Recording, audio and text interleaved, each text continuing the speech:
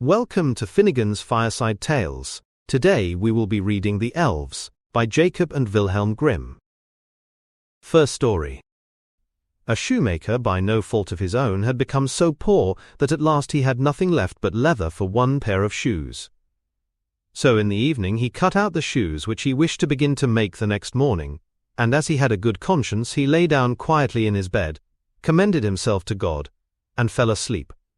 In the morning, after he had said his prayers, and was just going to sit down to work, the two shoes stood quite finished on his table.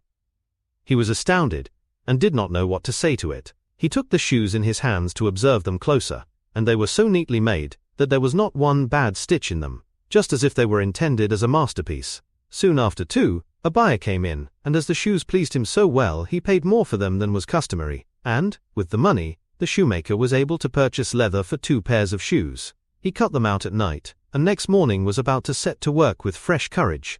But he had no need to do so, for Blunell, when he got up they were already made, and buyers also were not wanting, who gave him money enough to buy leather for 4 pairs of shoes. The following morning, too, he found the 4 pairs made, and so it went on constantly. What he cut out in the evening was finished by the morning, so that he soon had his honest independence again, and at last became a wealthy man. Now it befell that one evening not long before Christmas, when the man had been cutting out, he said to his wife, before going to bed, "What think you, if we were to stay up tonight, to see who it is that lends us this helping hand?" The woman liked the idea, and lighted a candle, and then they hid themselves in a corner of the room, behind some clothes which were hanging up there, and watched. When it was midnight, 2 pretty little naked men came, sat down by the shoemaker's table, took all the work which was cut out before them and began to stitch, and sew and hammer so skillfully and so quickly with their little fingers, that the shoemaker could not turn away his eyes for astonishment. They did not stop until all was done, and stood finished on the table, and then they ran quickly away. Next morning the woman said, "The little men have made us rich, and we really must show that we are grateful for it. They run about so and have nothing on, and must be cold. I'll tell thee what I'll do. I will make them little shirts and coats and vests and trousers, and knit both of them a pair of stockings, and do thou too make them 2 little pairs of shoes."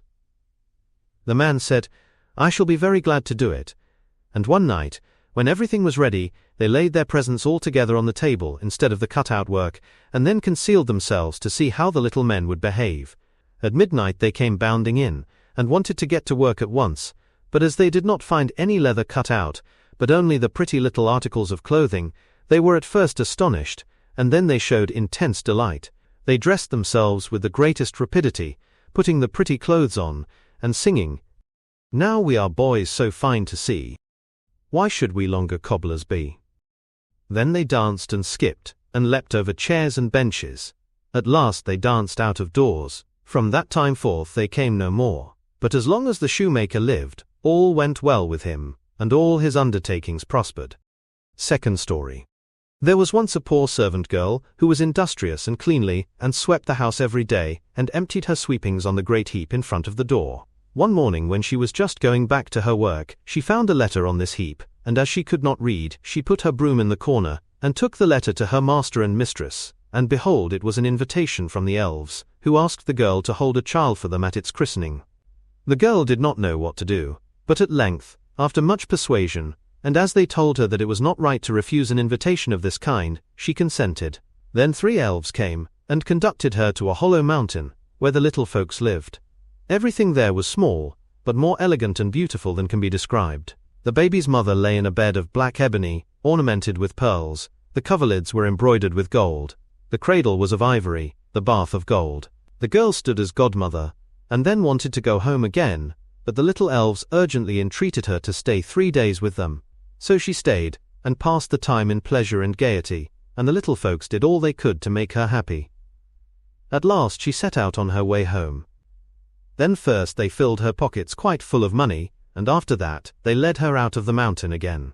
When she got home she wanted to begin her work, and took the broom, which was still standing in the corner, in her hand, and began to sweep. Then some strangers came out of the house, who asked her who she was, and what business she had there. And she had not, as she thought, been 3 days with the little men in the mountains, but 7 years, and in the meantime her former masters had died. Third story. A certain mother's child had been taken away out of its cradle by the elves, and a changeling with a large head and staring eyes, which would do nothing but eat and drink, laid in its place. In her trouble she went to her neighbor, and asked her advice. The neighbor said that she was to carry the changeling into the kitchen, set it down on the hearth, light a fire, and boil some water in 2 eggshells, which would make the changeling laugh, and if he laughed, all would be over with him. The woman did everything that her neighbor bade her. When she put the eggshells with water on the fire, the imp said, "I am as old now as the Wester Forest, but never yet have I seen anyone boil anything in an eggshell." And he began to laugh at it. Whilst he was laughing, suddenly came a host of little elves, who brought the right child, set it down on the hearth, and took the changeling away with them.